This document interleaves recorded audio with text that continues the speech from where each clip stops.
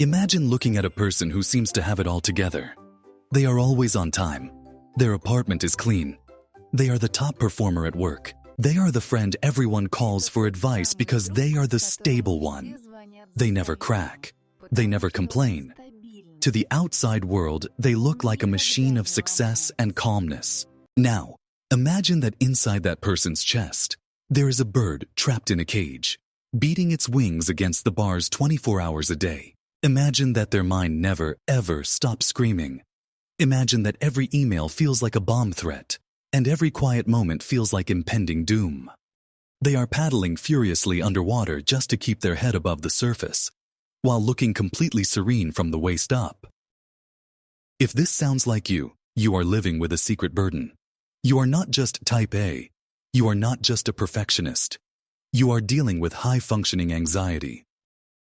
And it is one of the loneliest experiences in the world, because nobody thinks you need help.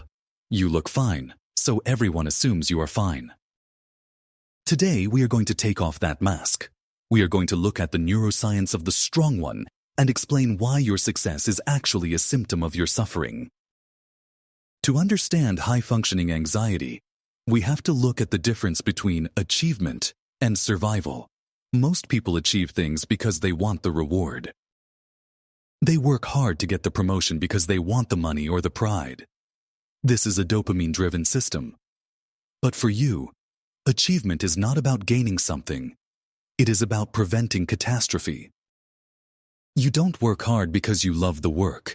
You work hard because you are terrified of what will happen if you stop. Your drive is not fueled by dopamine. It is fueled by cortisol. You are running on a treadmill of fear. You believe that if you make one mistake, if you miss one deadline, if you disappoint one person, your entire life will collapse like a house of cards. Psychologists call this the duck syndrome.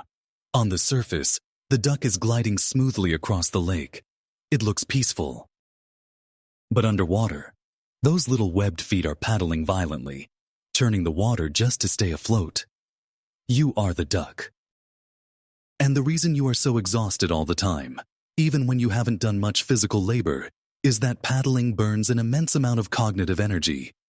You are running a marathon in your head while sitting in an office chair. But where does this come from?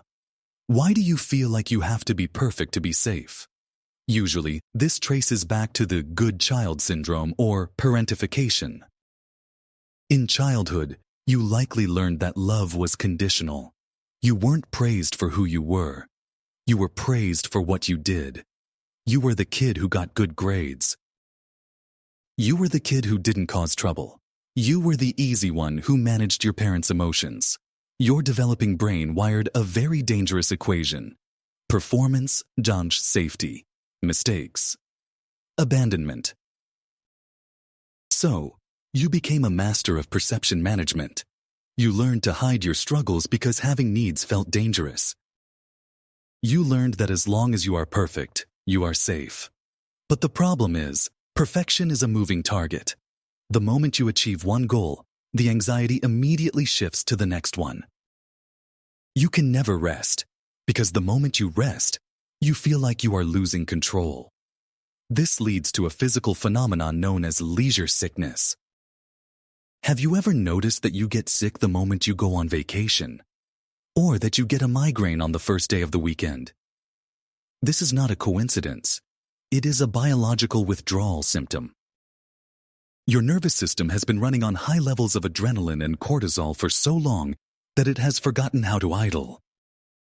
When you stop working, the stress hormones drop, and your body goes into shock. Your immune system, which was suppressed by the cortisol, suddenly wakes up and attacks everything, making you feel ill. Or, your brain panics because the silence is too loud. Without the noise of busyness, you are forced to sit with your thoughts, and that is terrifying. You are addicted to the stress because the stress makes you feel productive. It numbs the deeper pain. There is another dark side to this, the imposter syndrome loop. Because you know that your exterior calmness is a lie, you constantly feel like a fraud. You think, if they knew how much I was struggling inside, they wouldn't admire me. They would pity me. You live in constant fear of being found out.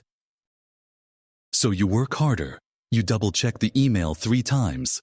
You over-prepare for the meeting, adding more layers to the armor. This creates a vicious cycle.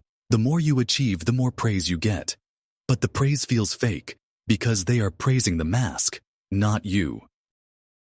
So you feel even more isolated, which makes you work even harder to maintain the illusion. You also likely struggle with what cognitive psychologists call catastrophizing. Your brain is a worst-case scenario generator. If your boss says, "Can we talk?" you don't think, "It's a meeting."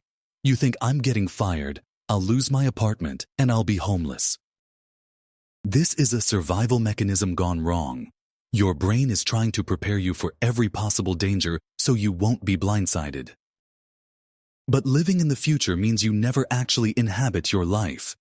You are a ghost in your own present moment, haunting a future that hasn't happened yet. So, how do we break the cycle? How do you stop paddling without drowning? The first step is to separate your anxious voice from your reality voice. This is a cognitive behavioral therapy, CBT technique. When your brain says, "You made a typo, everyone thinks you're an idiot," you need to catch that thought. Give that anxious voice a name. Call it the manager. Say, "Okay, the manager is freaking out right now because he wants to protect me, but what is the reality?" The reality is, it's a typo. No one cares. High-functioning anxiety lies to you. It tells you that the world is watching you with a microscope. The truth is, the world is mostly watching itself. You are not the main character in everyone else's movie. This realization is incredibly freeing. The second tool is the good enough standard, or fighting the maximizer mindset. You are trying to give 100% to everything. Your job, your relationship, your gym routine, your diet. That is mathematically impossible. You need to pick your battles. Decide where you need to be an A student and where you can be a C student. Maybe you are an A student at work, but it is okay to be a C student at cleaning your house this week. Maybe you are an A student friend, but a C student at cooking. Perfectionism is not a badge of honor. It is a shield, and it is too heavy to carry everywhere. Lower the shield. Give yourself permission to do things badly. Third, and this is the hardest one, you must practice vulnerable disclosure. The only way to kill the shame of the mask is to show someone what's underneath it. Pick one safe person, a friend, a partner, or a therapist, and just say it. "I know I look like I have it handled, but I am actually drowning." The moment you say those words, the pressure valve releases. You will be shocked to find that people don't reject you. They usually exhale and say, "Oh my God, me too." Vulnerability creates connection. Perfection only creates distance. You have been building a pedestal for yourself, but it is lonely up there. Step down. Finally, we need to address the biological addiction to busyness. You need to relearn how to rest without guilt. This requires titration. Do not try to meditate for an hour. You will have a panic attack. Start with micro rest. Sit on the couch for 2 minutes without your phone. Just 2 minutes. Feel the discomfort.